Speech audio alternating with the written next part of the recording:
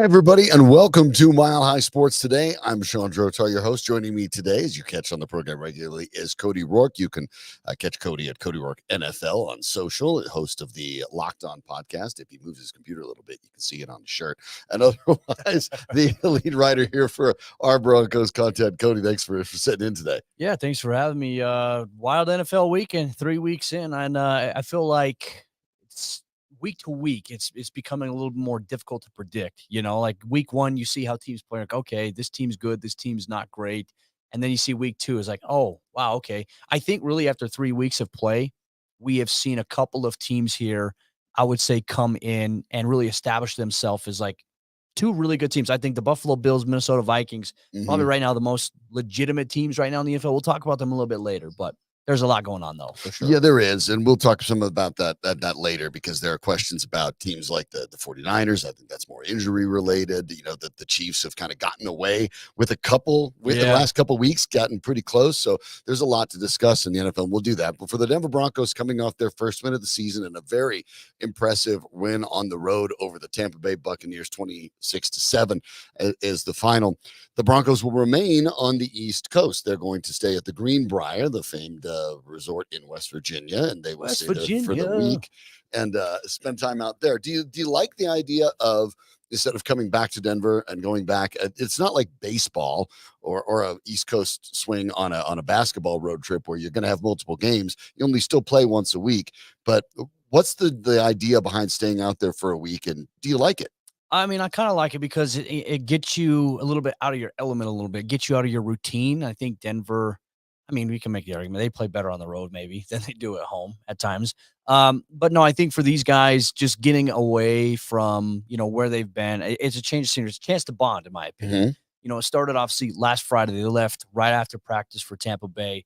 And so now this week, instead of going from, Sunday's game from Tampa straight to Denver, they flew straight to West Virginia. Now they get a little bit of, chance to acclimate these next couple of days here. Obviously, they're going to practice tomorrow. It's going to be their first practice of the week. But really, I think it's just like team bonding. And I think you need that. And look, this is a young football team that Denver has.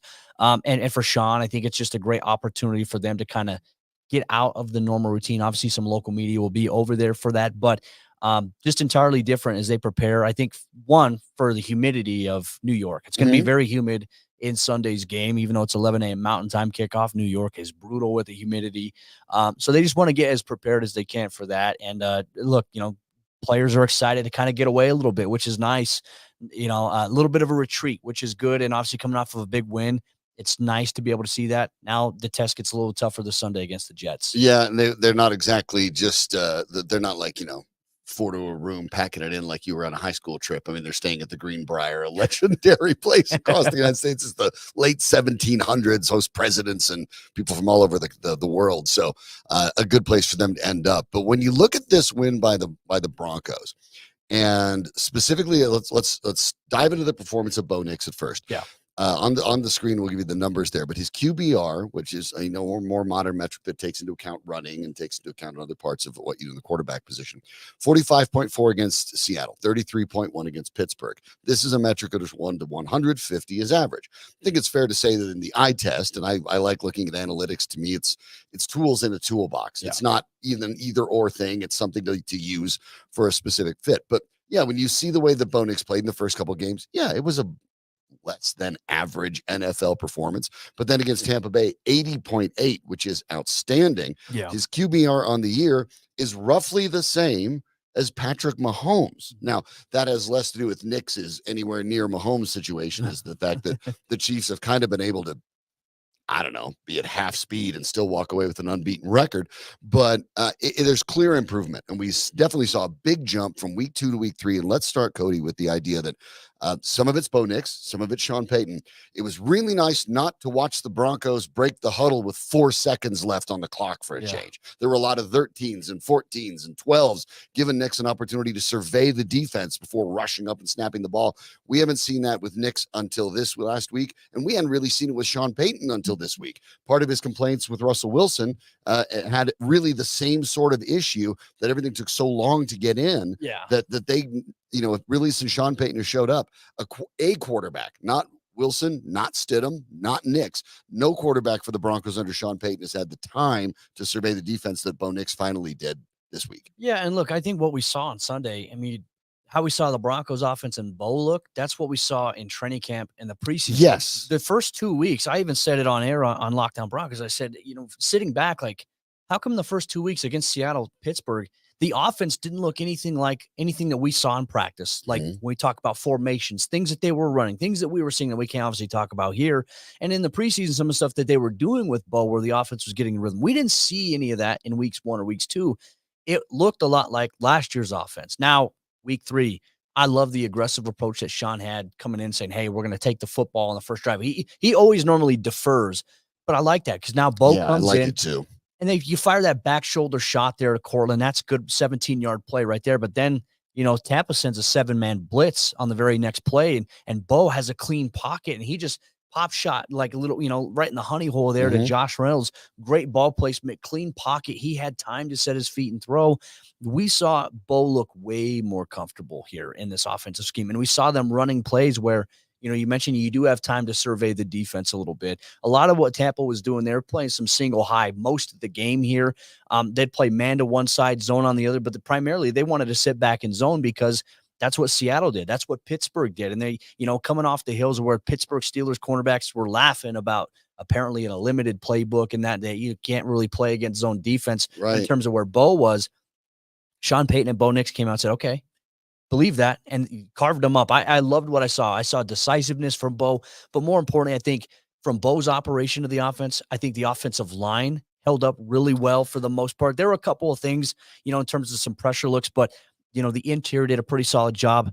Alex Palczewski at right tackle did good. That's another conversation. Yeah. But we do have to talk about that. I think the line is important because Palczewski, basically the old chestnut, right? You did a pretty good job when you didn't hear your name get called, and Palczewski didn't hear his name called very often, and that's obviously a good sign. So good there. Obviously, McGlinchey's going to be out for a while, so the good performance by Palczewski is obviously a major benefit for the Broncos. We'll continue to see if it holds up. But yeah, the aggressiveness was there. Now, Nix still only averaged 6 yards per attempt. 5.3 on the season is still very low. Still doesn't have a touchdown pass, although he does have a couple on the ground. It's coming. I thought the deeper passes were good. I thought he looked a lot better, a lot more comfortable. So this is all promising. But some of what you talked about with the teams they've played, they have lost 2 one-score games. The combined record of the teams that they have played thus far is 8-1. Seattle is unbeaten. The Steelers, behind Justin Fields, are unbeaten. The Buccaneers were unbeaten until they lost to the Broncos. So all of a sudden, when you look at it and say, hey, look, you've lost to 2 undefeated teams. There's only 5 left in the NFL, mind you. Yeah. And you lost both of those in one-score games.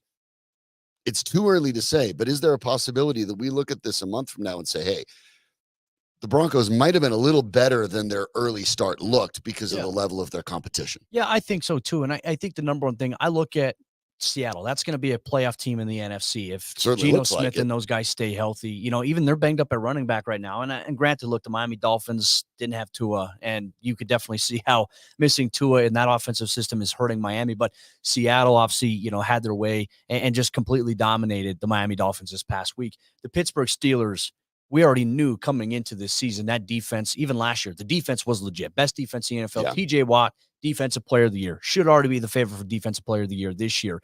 And then they were going up against Justin Herbert and the Chargers, who all of a sudden under Harbaugh, everyone's saying, hey, this looks like a very, very good team. Well, Justin Herbert got hobbled a little bit.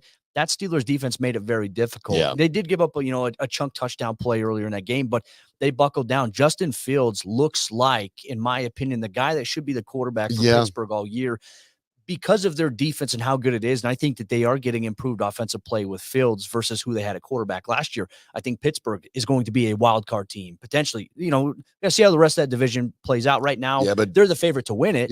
Doubt Mike Tomlin at your own risk. Every single year, there's someone had a winning season forever. This is going to be the year won't happen, and here they start out of the gate 3-0. But that does change maybe the way you look at the Broncos. The Broncos, on Denver defense, was in it. Like, it wasn't like Denver got blown out in any of those games. 1-score games in each. And as bad as the offense was against the Steelers, I mean, they still had a chance, which is the crazy thing to think. They might have had a chance with just a little bit of better luck with against Seattle. Yeah, against Seattle too. So you have a team that's now given up only 46 points on the season in the entire NFL. That is sixth best, given the fact that you faced at the time you faced them unbeaten teams across the board, 8-1 total. All of a sudden, that looks pretty good. It also means that their point differential, despite losing the 2 games, is a +6. That's not all that impressive when you think about it. Obviously, you're not looking at, you've outscored your opponents by 6 points. But for the Broncos of the last few years, this is a new place to be in. Yeah. And it is actually 13th in the NFL entirely and 6th in the AFC. So one of the things you can look at, by and large, if you've looked over the last 10 years of NFL football, for the most part, the point differential at the end of the season stacks up pretty favorably with the teams that make the playoffs. And for the Broncos, I don't think they're going to make the playoffs. I never have. I think that a 1-2 start also makes it harder, though. Boy, there are teams that I think are removing themselves from the playoff equation every single week in the AFC. But all of a sudden, you find a way to win this game against the Jets. You're 2-2. You keep that positive point differential. You have some momentum.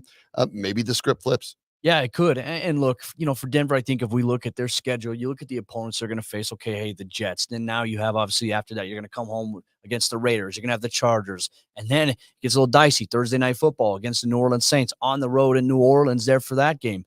Bye week. Then, not really bye week. Then you have the Baltimore Ravens and the Kansas City Chiefs, back-to-back road games there. Yeah. It is tough. Like, Denver's got a really, really tough stretch this season. But, I like to look at it from this standpoint. I've always been this way.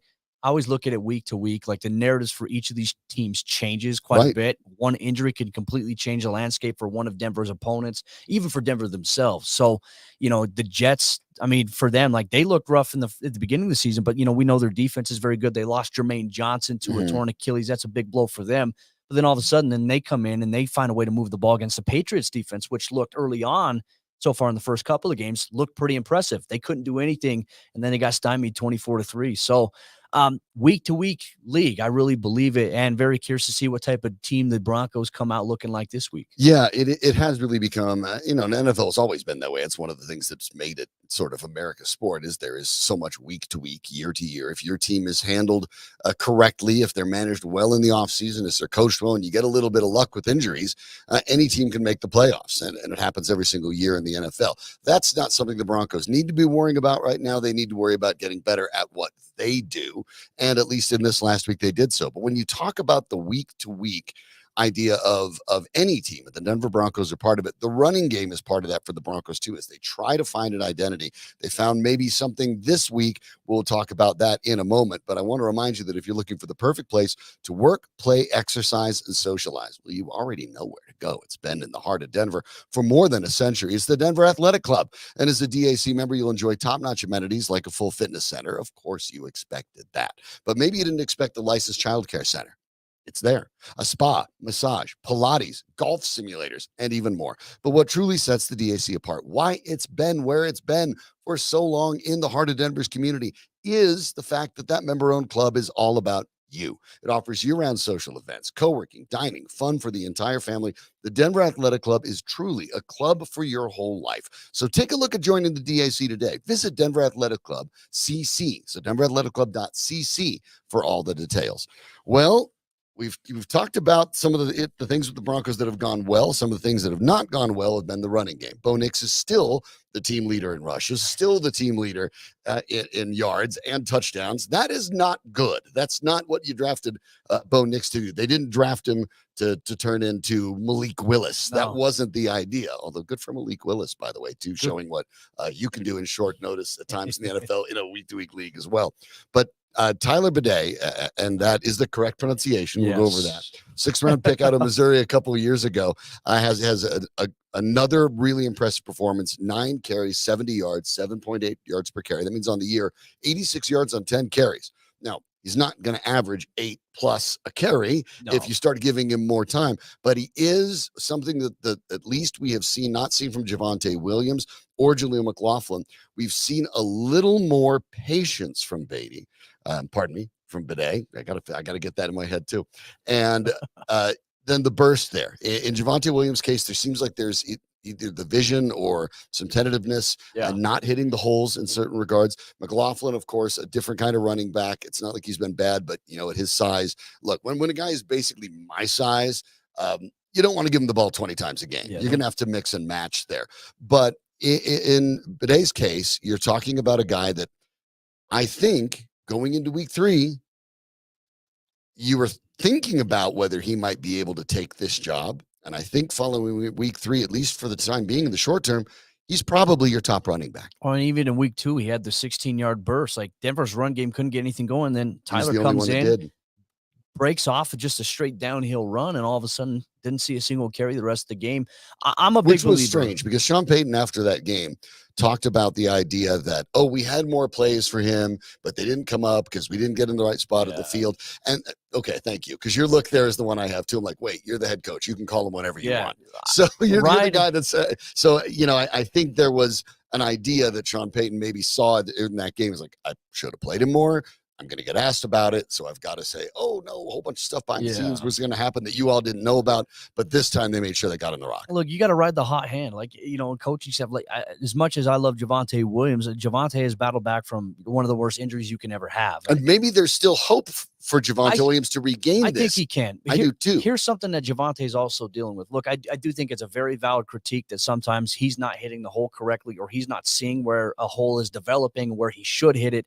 But for him so far right now, through 3 weeks of the NFL regular season, he's leading the NFL in stacked boxes faced. According to NFL Next Gen Stats, 54.17% of his snaps that he's lining up in the backfield, he's facing in eight defenders or more in the box, which the nearest defender there, it's Jordan Mason from San Francisco at 38% at that point. So why is it specifically that they're stacking the box against Javonte? Because there was no reason to believe that Bo Nix could throw the ball deep. 100%. And so now, you kind of come out and you change the game plan a little bit offensively to say, hey, like, what are we doing here? I think a lot of it, you saw them go back to the approach they had in the preseason. Now, in terms of the run game itself, if we go back to training camp, we go back to the preseason, who was the one back that was probably the most standout, consistent guy?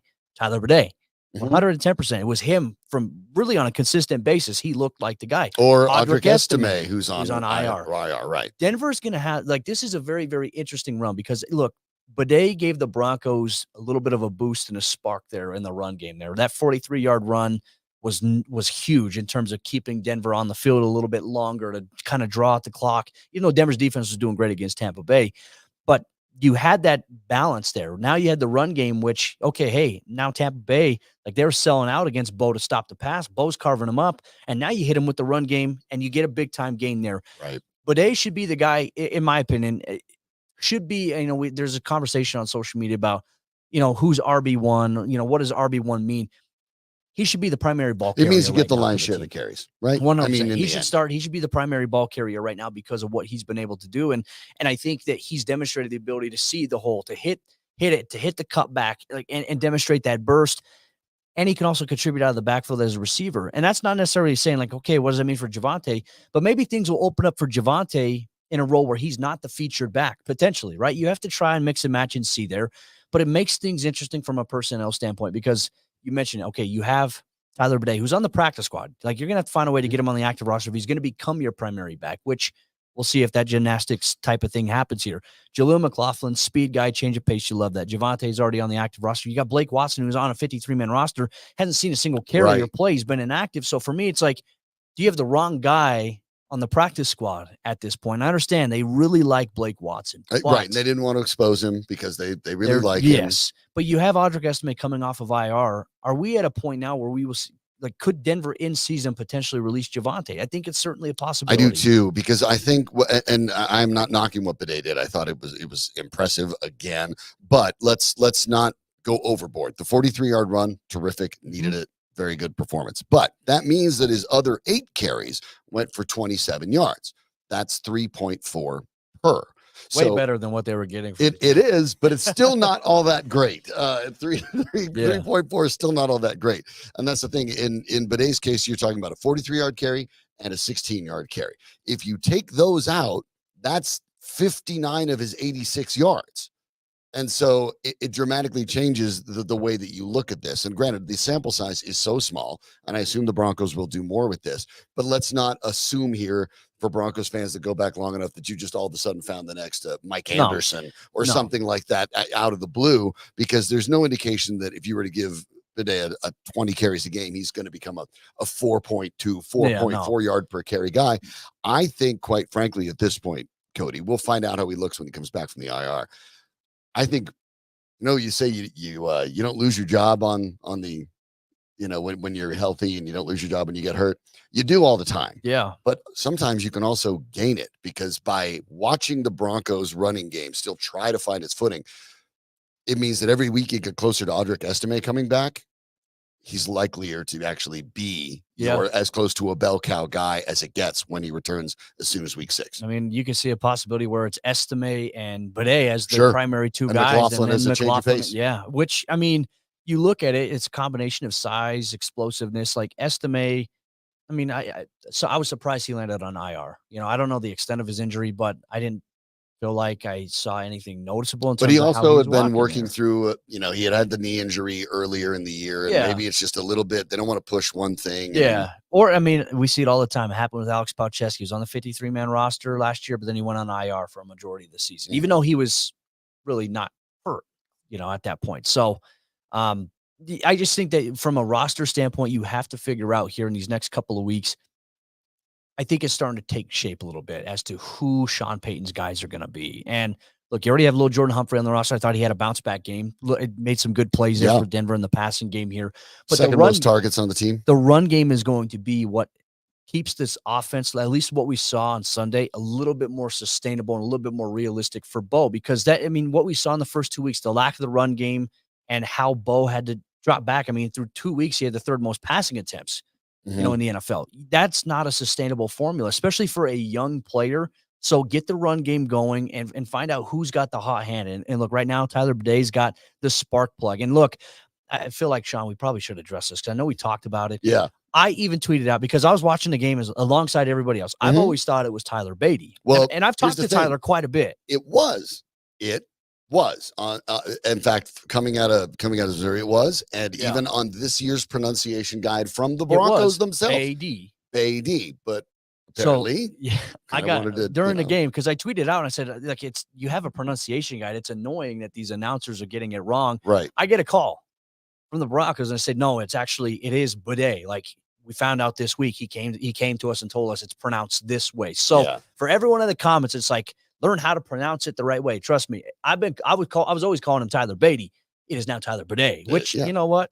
The Broncos run game needs a little bit of cleaning in the toilet bowl there in terms of how they do it. So Tyler Badie is the solution. Freshen up a little bit. But the idea, lay off Tim Brando and Miller, they were doing the job correctly. Yeah. And look, if you could switch to when you have I would say they did call Cortland Sutherland, and I was like, okay, well, that's a bit of a slip up. That happens. But you're talking about if we can get used to Chad Ochocinco or Meadow World Peace or, what's another crazy one? Whatever, you can certainly get used to Tyler Badie. No problem. Bismack Biyombo. Yeah, well, that's actually just a really cool name. But there's a couple there. But, it's just a different pronunciation, a new pronunciation. And that's the way it goes. But, yeah, the situation there is interesting. And for the Broncos, especially when you look at the way, the idea, for example, that maybe Javonte Williams could be released.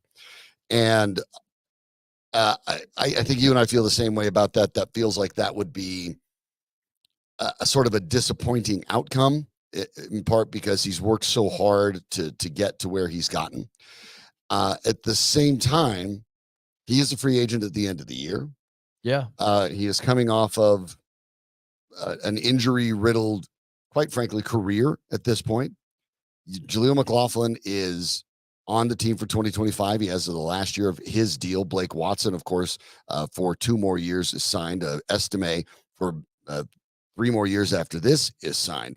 And Badie is through this year. Yeah. And so, look, if the Broncos decide they like Estime and McLaughlin longer term, which basically follow the money, Estime, Watson, and McLaughlin are signed. Watson and McLaughlin for multiple years. And Watson's been on the 53 all year, despite not getting a carry. So I think that does speak about how the Broncos feel about him. So you have Estime and Watson under contract for multiple years. You have McLaughlin under contract for a year after that, and you know that they like him as well. It may boil down to 2 guys who were free agents at the end of the year, Badie or Javonte.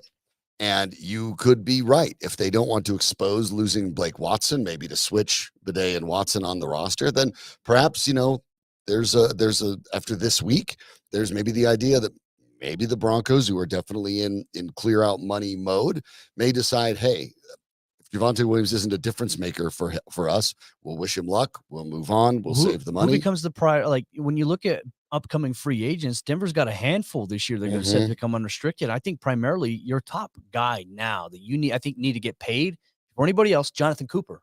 Right. Jonathan Cooper's played himself into a contract extension. I think the sooner you get that done, the better. And then obviously there's question now. Baron Browning's out with an injury. I mean, it certainly impacts, I think, the optics. How does Denver look to build this team now? And look, we'll even talk about it as well later. Andre Tillman now stepping up, and it suddenly makes like the idea you're sitting there. Granted, you don't want to overreact after 1 week, but it's like, okay, hey, are we getting a look at the younger? Are we getting a look at the future of the Broncos here right now, while maybe moving on from some of the older? Yeah, pieces? and that's not a bad thing. No. I think that's important to note too. It's not a bad thing. The Broncos are reinventing themselves. They are rebuilding, whether they want to call it that or not. That's fine. But you look at the actions rather than the words, and you look at where the money's gone. You look at who's a free agent. You look at what they've decided to do in the draft.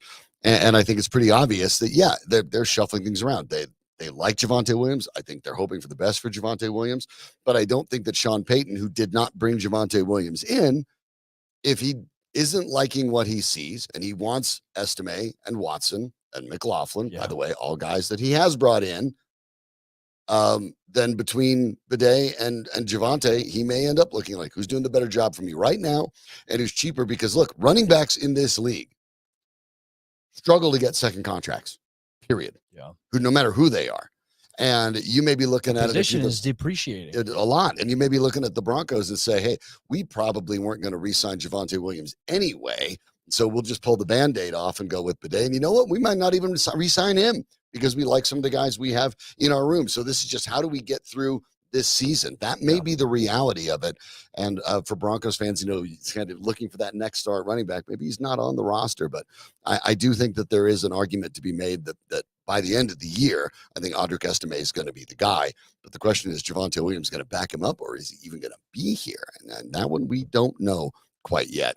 I want to remind you, coming up tomorrow, Wellness Wednesday here on Mile High Sports. And if you haven't had a chance to see the Wellness Wednesday podcast and videocast with Dr. Rick Perea, you're missing out. Does a terrific job with so many interesting guests talking about ways that you can get your checkup from the neck up. Mental health affects all of us. Every single one of us at some point runs into mental health struggles, or there's things we can just do to be better, right? Maybe you just want to get up earlier in the morning. Maybe you want to make sure that you're really focused when you start your job. Maybe you're the parent of a high school athlete. All of these things are something that Dr. Perea works with and can help with. Worked with the Denver Broncos during their Super Bowl winning season, worked with the Nuggets before. He's worked with the Rockies when they were making the playoffs. Yes, that actually happened. Hard to believe in this 100-loss marathon the Rockies keep putting together over the last couple of years.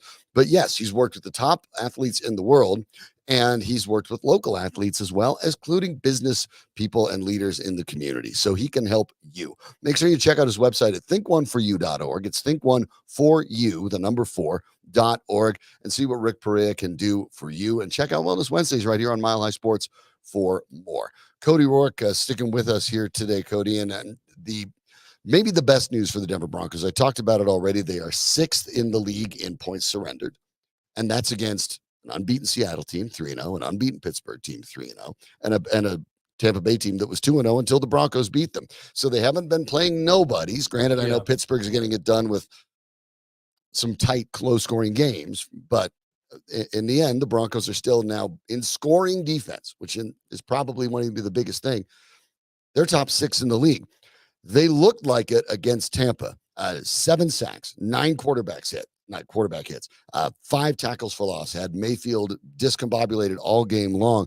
The Broncos sent guys in waves. Yep. And the way you can tell that is Andre Tillman, in his first action of the year for the Broncos, walks away with 2 sacks. Yeah. I mean, Denver had 6 different players that had a sack. Yeah, that's 7 amazing. sacks on the afternoon. Dondre had 2 of them. You had 5 other guys that had a sack. Yeah, Zach Allen, Nick Bonito, Jonathan Cooper, John Franklin Myers, and Devin Key. Yeah. Yep. And made sure to alphabetize them because they were all important. I was just going through the film, and obviously later on today, if you want to, you can check it out. I'll be dropping the Broncos defensive film breakdown on Mile High Sports YouTube page. It is 26 minutes long. For me, look, I'm more of a defensive guy. We just dropped our Bo Nix one as well earlier in the week, but I never played quarterback, so I can't tell you exactly, okay, Bo is coached to do this. I can say, hey, here's what Bo did. Here's what the offensive line did. We go over coverages, protections, schemes like that. If you want to come away knowing a little bit more about the game of football, that's what I try to do, try to teach that side. The defense, that's where I think my teaching really kind of shines a little bit. So make sure you check that out here today. I do feel like, though, defensively, and here's the thing about Vance Joseph, as much criticism as he has gotten, he was in his bag on Sunday against the Buccaneers because there were times he was sending 4, sometimes he was sending 3, sometimes he was only sending 2, dropping 9 back in coverage, and then he was sending 7 players on blitz. And the one thing is he's not showing it. Denver's defense did such a great job of disguising it that I think it really flustered Baker Mayfield. And then on the back end, you have great pressure looks, but on top of that, you have great coverage on top of that. It makes it hard. Baker Mayfield, often at times, he would try to go to throw, but he'd have to pump it because if he throws it, it's going to be a pick. He threw a pick to Brandon Johnson. He had nowhere to go. Denver's edge rushers did a great job of keeping outside contained. And look, I think a difference here. Look, Jordan Jackson had a great game. John Franklin Myers is a difference maker there because he's seeing double teams and he's beating double teams. Like he'll club one guy to the ground and then have a one-on-one. But if he doesn't, if he's fighting a double team and getting pushed, now you have a guy coming free on the outside. You have a guy coming free in a different gap. I really like what I've been seeing here from Denver's defense and Vance Joseph, the way he's been calling games. And so much of it is communication pre-snap. And you're going to see that in the film review. These guys are already communicating based on alignment, formation, and they understand where to be. And on top of that, I think their secondary is so good. They're very fun to watch. Patrick Surtain, Riley Moss is playing really good football right now. Jaquan McMillan, one of the best young nickel defenders inside the NFL.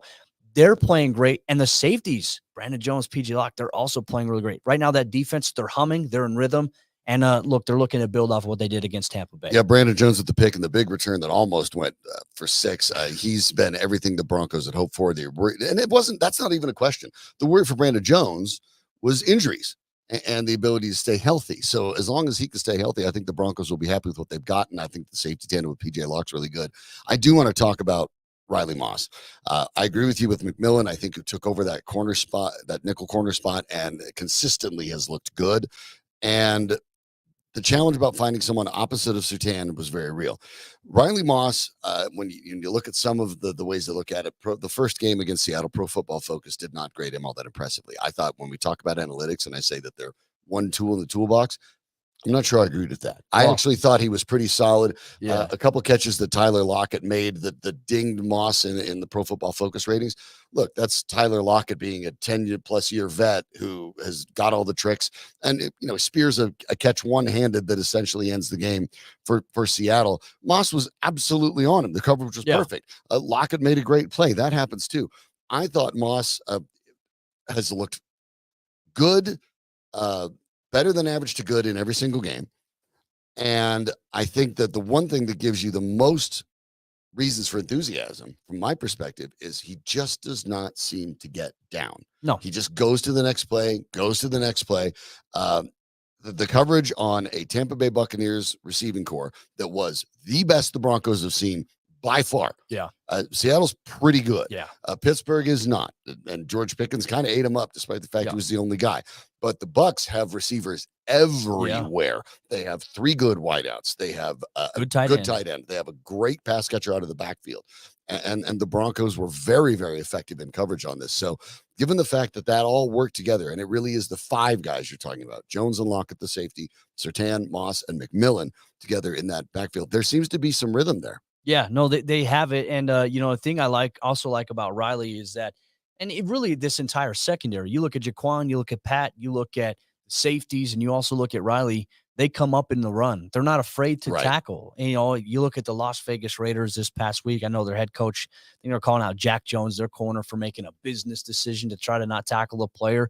And he said, us as a team, we got to make business decisions. We'll look at the rest of the AFC West a little bit later on here today. But these guys, they make the physical decisions. They're not afraid of contact. They're not afraid to come up and run. I mean, I think against Seattle, Riley had 12 tackles in that game, and I could tell you this because I do see a lot of people putting emphasis on PFF grades, and I think PFF has some valuable metrics. I think to me, the most valuable metric that PFF has that I consider is you get percentages on where players line up defensively or offensively, things like that. when it comes to the grades, I can tell you this, talking to players, talking to coaches, they say 10 times out of 10, PFF has no idea what our assignment is. They don't know what we're coached to do. And so they're just throwing an arbitrary grade out there. Look, it's a content creator. It's result based, is what it is, but and not necessarily a judgment on the player themselves. The players and the coaches, they grade entirely different. And so, I just think that's something we always have to touch on. But Riley has been fantastic to start. Sticky coverage. Badie had one great play on Trey Palmer. It was a 3rd and short. Does a great job getting his right hand around the outside hip there, brings his ball side hand forward, knocks it away, forces it incomplete. And then he comes in and Jaquan McMillan holds up the tight end after Dondre Tillman's sack. And Riley comes in and dislodges the football with a hard hit. Brandon Jones recovers it. I mean, those are plays that I think you can continue to build off of momentum. Now, granted, look, I know Brandon Jones is getting some flack from his teammates, but he was hot in Florida this past week. And I can't imagine having to run that whole field to try to score there. Well, then he had to cut back and come across the field. He came close there, but I mean, good return. Love Denver's energy that they brought defensively. And it's really starting on all 3 units, like the D line, the linebackers, and the secondary. They're playing really good football right now. And you're getting more effectiveness and more performance out of guys that are rotational guys. So you mentioned briefly the idea that Jordan Jackson had a really good game. So you have guys like Jackson out there having a good game. You have Devon Key out there getting a sack. Tillman with the 2 sacks. None of these guys are starters, and they're out there having big games. So you're right. Vance Joseph deserves a lot of credit for the way he called that game. And the Broncos are starting to look like, on the defensive side, the way that most of the good NFL defenses are, in that they disguise everything. That's been the big move in the NFL over the last couple of years. And it's a little bit about my concern, and we'll see as it goes along for the year, with Sean Payton's offense, because Sean Payton's offense obviously has a lot of moving parts, and some of that is trying to read a defense and then adjust and do the right thing. Because of kind of the Patrick Mahomeses of the world, the Vic Fangio style of, we're not going to show you anything prior to the snap, has kind of taken over the league. And for the Broncos, now looking like that a little bit is good, because we saw the effectiveness that it could have on Mayfield. The question is, Baker Mayfield is having a bit of a career renaissance. It's looked really good ever since he, well, quite frankly, smoked the Broncos as part of the Rams on Christmas a couple of years ago. But Aaron Rodgers is different, and Aaron Rodgers has seen all of the tricks. And in his game this week, he started to look a little bit at bits and pieces like the old Aaron Rodgers. Yeah, and look, I think I mean, what plays against Mayfield that you don't want to risk against Rodgers? Well, I mean, I think Rodgers might not want to bring 7 guys. That's part of it. Maybe not regularly. I like Denver's coverage. I think it just depends on the personnel that the New York Jets come out in. Often at times, you saw a lot of 11 personnel from Tampa Bay. Sometimes in the heavier looks, they'd go 12 personnel. But I think against the Jets, I mean, you have to watch out, obviously, for Wilson. You got to watch out for Allen Lazard. I think you look at Breece Hall, he can certainly impact you not only on the ground, but also out of the backfield as a pass catcher. Jalen Allen, obviously, I mean, the Allen running back, number 0. I mean, he's been impressive as well. They have options, but the thing with Rodgers, he'll take those shots and he'll try to attack the soft spots of zone defense. He'll try to catch you aggressive when you're blitzing and man coverage. But the one thing I would say is try to force Rodgers to run a little bit. Look, he's coming off the Achilles. I know he's not as mobile as he used to be, but he's still, I think, very underrated. He can throw on the run as well as anybody in the NFL. And he runs to extend the play. And he's not fast. He's not fast, but I think Denver's going to have that Tom Brady thing. He has the ability to maneuver within the pocket and then outside the pocket to extend those plays, and he's dangerous. I'm very, very curious to see, how the game plan's called this week. Nathaniel Hackett against his former team once again. And look, I know this a couple weeks ago, what was it? The Pittsburgh Steelers gave Russell Wilson a petty game ball. We'll see if Zach Wilson gets a petty game ball this week if the Broncos somehow find a way to win. Obviously, John Franklin Myers, a little bit of a homecoming for him, playing his former team. He's going to be very amped up and elevated there. So, I mean, I like what Denver's defense has done so far. I'm curious to see how they're going to attack the Jets offense, but also how Aaron Rodgers might try to counter some of the things that Denver's going to throw his way. Yeah, I mean, it's always interesting you're facing your old team. I mentioned Malik Willis earlier in the program, does a really good job for the Packers again. Probably his last start before Jordan Love comes back, but beats his old team, the Titans, who basically punted on him. Yeah. And when asked about that, it's a personal thing, but when asked about that, Willis said after the game, like, I think that all wins count the same. Yeah. Because just looking at it's either 1 or it's 0, and it happens to be against my old team, but whatever. The points to start stacking up the W's. And for the Broncos, that would be the case too. But all of a sudden, after this win over Tampa, a game in which, quite frankly, both Nate sat in the chair with you on Friday, thought the Broncos would not only lose, but maybe lose by double digits, something that when we had Troy Rank on from the Post on Friday, he did not disagree with. It looked like a bad matchup for the Broncos. They come up and play like this. And the question is, in a week-to-week league, for fans who are now thinking, oh, okay, and now okay, Sean Payton's got it fixed, and now it's all a rocket ship upwards. Not so fast. Your point, though, you started the program with, Cody, it is a week-to-week league, and the Broncos can have a good performance in 1 week, and the Buccaneers can be a little flat in 1 week. And it doesn't mean the Broncos don't show up in the Meadowlands and look like they did against Pittsburgh. It's still entirely possible. Yeah, and look, it's like I said, Bo had a great game against Tampa Bay. There's always a chance. Look, Bo's going to have a game, I think, another time this year where he's going to struggle. I think he's going to have, games where he's going to look good as well. I think so much of the conversation, everything gets compartmentalized into one, right? All the bad from the last 8 years now suddenly stacks up and adds to this, whereas there hasn't been as much good in the last 8 years. So anytime there's something good, it's like, okay, how do you read into it? Great win in week 3, right? Absolutely. Now it's like, okay, what are they going to do here in week 4?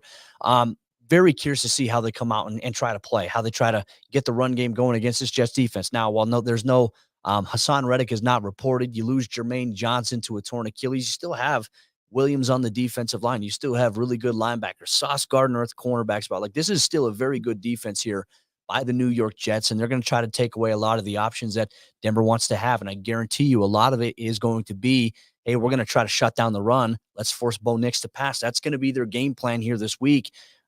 Come out and sling it. Come out and do the things that we saw you do in week 3 versus the stuff that, from a game plan standpoint, we saw them do in weeks 1 and 2. It didn't make sense to me. Like, the offense, I was sitting up there and I was like, this is so weird to me that this is not looking like the offense we saw in training camp. It looked like a preseason offense, but it looked like the preseason just kept going. Yeah. But also didn't look like what the Broncos were running schematically even in the preseason. So just do the things that your team excels at, things that Bo's comfortable with. I'm very curious to see how Alex Palczewski continues to do. I liked what I saw from him. He was very, very good at right tackle this past week against a good defense. Now he's going to face another good defense.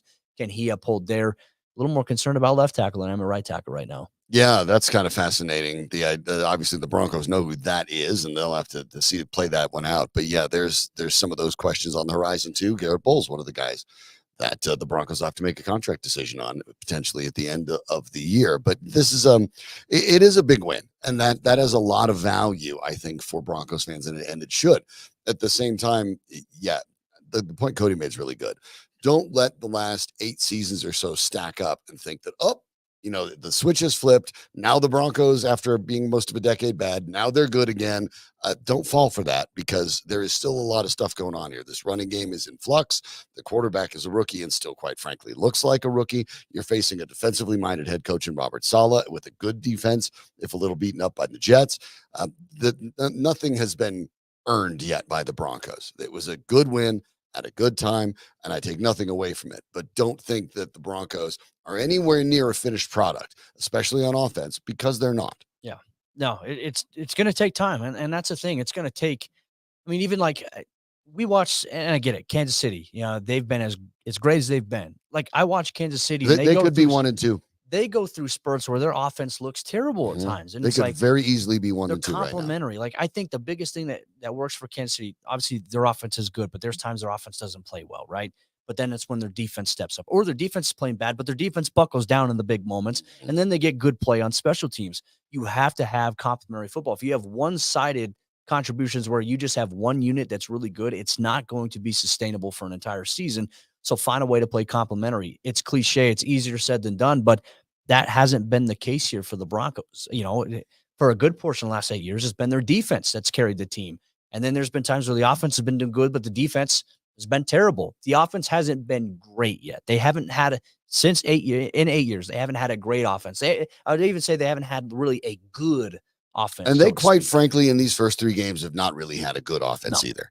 That's the reality. It's good that they've got this win, but they still have not looked good. There's a lot of places to go. Well, if you are self-employed, you already know there are a lot of challenges with trying to get yourself a home loan or refinance your existing home loan, make you jump through an awful lot of hoops. Well, have an answer for you.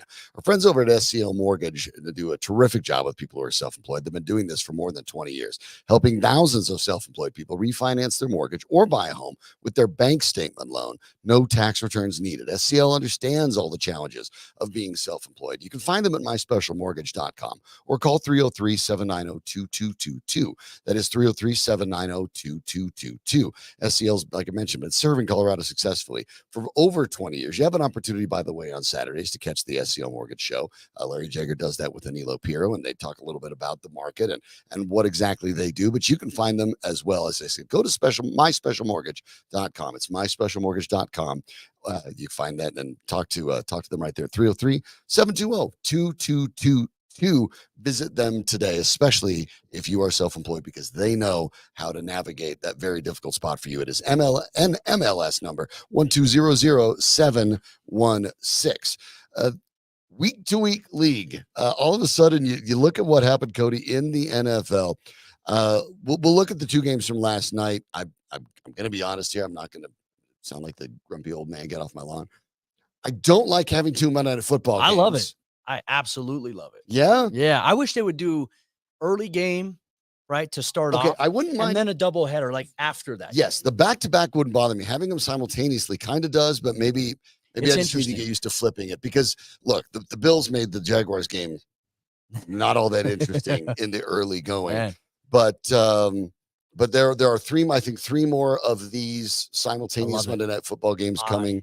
Love it. Okay. Because here's the thing, and I understand, like, I think the one thing that is annoying is, like, when they are watching, like, you have the ESPN broadcast, right? At times they'll pop up the ABC broadcast. Right. And you'll kind of hear both. And it's like, I don't want to hear both. I want to watch one on the TV. I want to watch one on my iPad, right? And watch both of those there. Just channel flip, I guess. And look, Josh Allen, the Bills, they look like the best team in the league right now. I agree. Josh Allen right now looks like the clear favorite for MVP. And look, I know there's a lot of narratives coming about Trevor Lawrence. The Jaguars were terrible, but that Bills team right now, they're scary. They're dangerous. James Cook is playing unbelievable at the running back position. But I feel like the game that we should probably talk about from Monday night, I loved what I saw from Jaden Daniels. Jaden Daniels had ice in his veins on Monday Night Football against the Cincinnati Bengals, who I look at Cincinnati right now, I think they're in a lot of trouble. They're in huge trouble. Things are kind of snowballing for them. Huge trouble. I see a lot of people are blaming Joe Burrow. Joe Burrow, I thought, played fine. That defense couldn't stop Jaden Daniels and what they wanted to do. And even though, like, look, Washington, they lost Austin Eckler to a concussion in that game.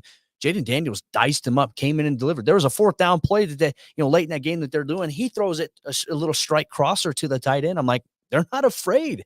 Like, they're playing revitalized right now. Dan Quinn's doing a great job there. Great to see what Jaden Daniels was able to do there. But Cincinnati, now they're going to be without offensive tackle Trent Brown for the entire season. Yeah. That is a huge blow to them.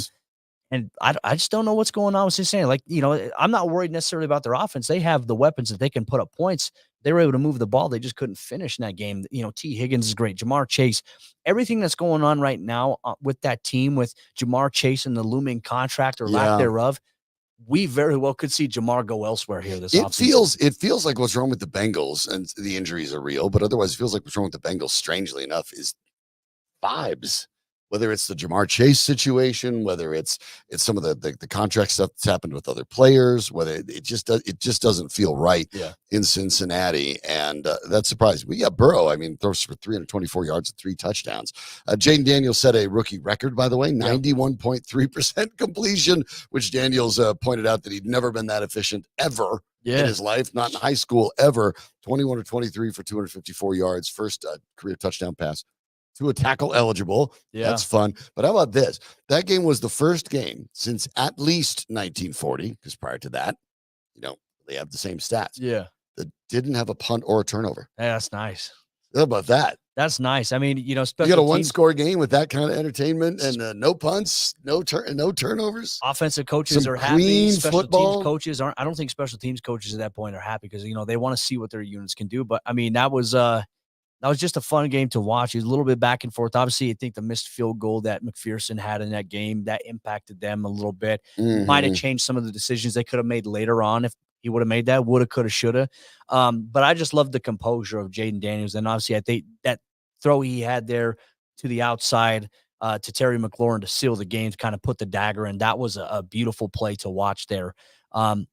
Different vibes, new ownership over there in Washington. And I know they're the Commanders right now. I think, to my understanding, there's still a chance that their name gets changed possibly at some point. So we'll see what that looks like. It could be. But our NFL picks here at MHS, I tell you what, I'm winning right now. But I didn't look. 2 and 3 didn't do great for us. You know what? Yeah. Unfortunately, Anilo has missed 2 weeks, so 0-16 2 weeks in a row. Bad for AP. AP, I get it, my man, but you got to fill out your picks. I send the email every week. Danny Bailey's already on top of it during the show here. But really, I think weeks 2 and 3, it kind of hurt us a little bit. Week 3, we all had the Bengals winning against the Commanders. Yeah. We were wrong. We all had the 49ers beating the Rams. We were all wrong. Well, you talk about a week lead. You did the best in week 2 as well, getting 50% of the game right. Yeah. So, I mean, you could just coin toss and you did the best of anybody. And you're talking about, this week, and only a handful of people got 9 and a couple of us got 8. Danny Bailey's the only one who chose the Broncos zone. He just said that's just because of, faith. He just has faith, even though he said he wouldn't have bet it, but he's the one that had the Broncos right there. We all ate crow on that one. And then, Danny just puts the Broncos down every week. We all had the Raiders winning, right? Beating Carolina. And then all of a sudden here comes Andy. What's going on with obviously what they were able to do there? I don't understand. Yeah, let's turn our attention a little bit to the AFC West, obviously, because things get interesting when you're talking about the games there in this week. Because all of a sudden the standings in the AFC are murky because there are only 3 unbeaten teams left in the AFC. Buffalo, as you've talked about, Kansas City, and Pittsburgh. You might not have expected Pittsburgh to be 3-0 and nobody else in that division to have more than 1 win. And this is a division where, it was possible that all 4 of these teams would make the playoffs. Yeah, no, 100%. And look, I think, and now they're not. I think you can, at this point, maybe you can't write the Bengals off because you go to the 3-0 teams, there's only 3. But look at the teams that are 2-1. There are actually only 3 teams that are 2-1. So in the 16-team AFC, only 6 teams, 6 are over 500. That's bonkers. Well, and I think the Ravens might be the best 1 and 2 team right now certainly, in the league. Certainly. And although they tried to give Dallas an opportunity back in. Yeah, that was a little frustrating. But that game was definitely they're definitely the best one. I don't even, quite frankly, I'm not even worried about Baltimore. No. I think Baltimore will absolutely make the playoffs. They might even still win that division. I think as long as they're healthy, they'll be fine. But if I were the Jaguars, if I were the Bengals, and quite frankly, if I were the Dolphins, it's time to flat out panic. Yeah. Not only is Tua hurt for Miami, but they are 39 points underwater in point differential. That's not a small amount. No. They're not scoring. They're 33 points on the year. He's dead last in the NFL in offense. And I get it. Tua's been hurt, but they're in trouble. So Miami was thought to be a playoff team, maybe even to challenge Buffalo for the division. I don't think that's going to happen. And I think that's obvious with the injury to Tua. The Bengals are obviously a mess. Yeah. The Jaguars are a mess. These are teams that were, quite frankly, those 3 teams that I just mentioned were expected to be part of that playoff field in the AFC. And I don't think any of them are going to get there. That opens the door for teams like the Jets, one of the few 2-1 teams. The Chargers had a bad loss, but they are 2-1 if they can stay healthy. But it also means for the Broncos, you go in and you beat the Jets. You'll even with them at 2-2.